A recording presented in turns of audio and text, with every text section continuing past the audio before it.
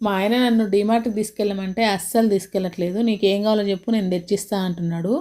Hi, hello, నమస్తే. Welcome back to Sholax 25.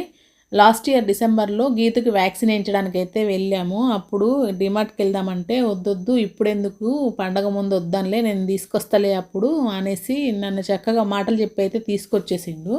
సర్లే అని చెప్పేసి జనవరిలో మొన్న పండగ ముందు వెళ్దాము డీమార్ట్ కానంటే, వద్దు ఇప్పుడు వెళ్తే ఎట్లా మనము, అసలు ఆ జనాల మధ్యలో అసలు మనం రాగలమా, వద్దొద్దు నీకేం కావాలో చెప్పు నేనైతే మొత్తం తెచ్చిచ్చేస్తా, నువ్వు అన్నీ రాసివ్వు తెచ్చిస్తా అనేసి అంటున్నాడు. అయితే ఏంటంటే నాకేంటంటే ఇప్పుడు డీమార్ట్లో తెచ్చుకుంటే మనము ఎక్కువ ఎక్కువ తెచ్చుకుంటాము, 2-3 నెలలు వస్తాయి అన్నమాట. అయితే డీమార్ట్‌లో తెచ్చుకున్న సరుకులైతే చాలా బావుంటాయి. ఎందుకంటే, ఇప్పుడు మనం ఇట్లా బయట తీసుకున్న దానికంటే కూడా డీమార్ట్‌లో బావుంటాయి. బయట తీసుకొచ్చినయి ఏంటంటే, ఇప్పుడు మనం ఒక 10, 15 రోజులు కాంగానే అవి పురుగులు పట్టడము, పాడవ్వడం అట్లా ఉంటది. డీమార్ట్‌లో అట్లా పాడవవు. అంటే ఎందుకు అంటే అలాగా, ఇప్పుడు ఈ చిన్న చిన్న షాపులలో ఏంటంటే, వాళ్ళు ఎప్పుడో తెచ్చి పెట్టుకుంటారేమో మరి. అట్లా తెచ్చుకోవడం వల్లనో ఏంటో తెలవదు కానీ తొందర పాడైపోతాయి. డీమార్ట్‌లోయి ఎప్పటికప్పుడు అయిపోతూనే ఉంటాయి. కొన్ని వేల మంది తీసుకుంటా ఉంటారు కదా! అక్కడ స్టాక్ అనేది ఉండదు. అందుకే వెంటనే అయిపోతా ఉంటాయి కాబట్టి, నిలువ ఉండవు కాబట్టి మంచిగుంటాయేమో అనిపిస్తది నాకు. ఇక అందుకే అక్కడ పోయినప్పుడు నేను ఎక్కువైతే తీసుకుంటా. ఇక మామూలుగా బయట తీసుకొస్తే మాత్రం నేను ఎక్కువ తెప్పియను. ఎందుకంటే అవి వాడడం కంటే పాడవడం ఎక్కువుంటాయి. నాకు పురుగులు కనిపించినియి అంటే అవి వాడబుద్ధి అవ్వదనమాట. ఇప్పుడు పిండిలో గానీ, రవ్వలో గానీ, ఇప్పుడు దేంట్లైనా పప్పులలో ఇట్లా పురుగు పట్టిందనుకోండి, వాటిని చూస్తే నాకు తినేటప్పుడు గుర్తొస్తాయనమాట. ఎప్పుడైతే గుర్తు తెచ్చుకోవద్దు అనేసి అనుకుంటానో, నాకు ఏదైతే చెయ్యొద్దు, ఏదైతే గుర్తు తెచ్చుకోవద్దు అనుకుంటో ఆ టైంకి అదే గుర్తొస్తా ఉంటది నాకు.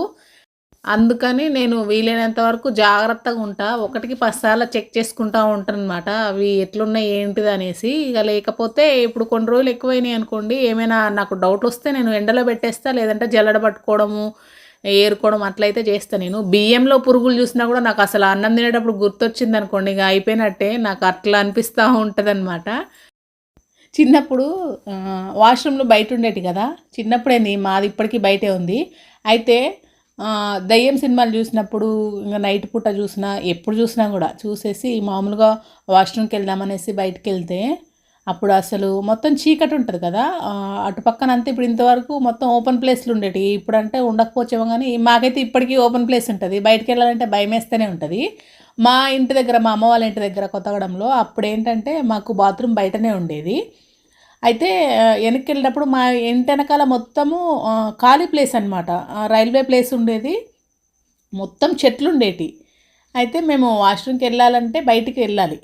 ఇంగా బయట లైటుంటది. కానీ ఎళ్ళేటప్పుడు ఏంటంటే దెయ్యం సినిమా చూసినప్పుడు అసలు అటు పక్కన అస్సలు చూడొద్దు, చూడొద్దు, చూడొద్దు అనేసి అనుకునేటోళ్ళమనమాట. ఎందుకంటే ఖాళీ ప్లేసు, చెట్లు మొత్తం చీకటి. రైల్వే ట్రాకు అంత దూరంలో ఉంటదనమాట మాకు. మధ్యలో ఇంత ఖాళీ ప్లేస్ ఉంటది. అస్సలు చూడొద్దు, చూడొద్దు అనుకుంటా ఉంటాము. ఇక వాష్‌రూమ్‌కెళ్ళేసి చూడొద్దు అనుకుంటాం గదా! అనుకోని అసలు అటు చూడకుండా మాత్రం ఎళ్ళేటోళ్ళం కాదనమాట. అట్లుంటదనమాట. నా మైండ్ సెట్ అయితే అట్లనే ఉంటది. ఏదైతే చెయ్యొద్దు అని అనుకుంటానో గట్టిగా అదే చేస్తాననమాట నేను. చెయ్యొద్దు, చెయ్యొద్దు, ఇప్పుడు అటెళ్ళినప్పుడు అటు చూడొద్దు, ఇటెళ్ళినప్పుడు ఇది చెయ్యొద్దు అని అనుకుంటానో అదే చేస్తా, అదే గుర్తొస్తా ఉంటదనమాట.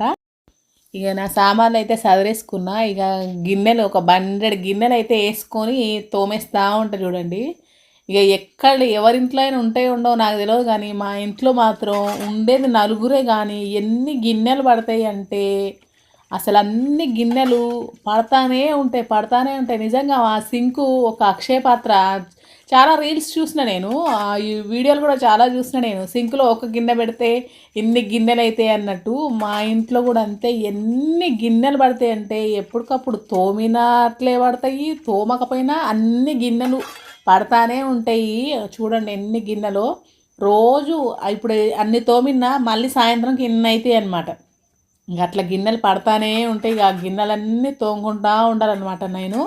శాలరీ లేని పని మనిషిననమాట నేను ఇంట్లో. ఏంటంటే ఇప్పుడు ఒక్క గిన్నెకొచ్చేసి ఒక రూపాయి ఇచ్చినా కూడా నాకు ఎన్ని డబ్బులైతాయి కదా నెలకి. ఒక్క గిన్నెలేనా ఇంకా ఎన్ని పనులు చేస్తాము. నేనైతే వంట చేసేటప్పుడు అయితే రోజు ఎన్ని కూరలు ఉండాలి. మా ఆయనకి మళ్ళీ డైట్ చేయాలి. డైట్ చేస్తే ఇన్ని గిన్నెలు పడతాయి. మళ్ళీ పిల్లలకి పొద్దున ఒక కర్రీ ఉండాలి. మా ఆయనకి 2 ఉండాలి. మళ్ళీ వాళ్ళకి నచ్చకపోతే ఆ 2 కూరల్లో మళ్ళీ సాయంత్రం మళ్ళీ గౌతమ్ గాడు ఏమంటాడంటే మమ్మీ నేను ఆ కూర తిననంటే మళ్ళీ వాడికి ఎగ్ ఫ్రై చేయడమో లేకపోతే మళ్ళీ వేరే ఏదైనా వండడమో చేయాలి. అట్లా అవన్నీ అసలు ఎవరికీ తెలీదు. ఏంటనంటే ఇంట్లోనే ఉండేది, నువ్వేమైనా బయటికెళ్ళి పని చేస్తున్నావా, ఏమైనా జాబ్ చేస్తున్నావా అని అడుగుతారు. కానీ ఇంట్లో ఉండే పనులు మాత్రం ఇంట్లో ఉన్నోళ్ళకి ఎక్కువ పనులుంటాయి.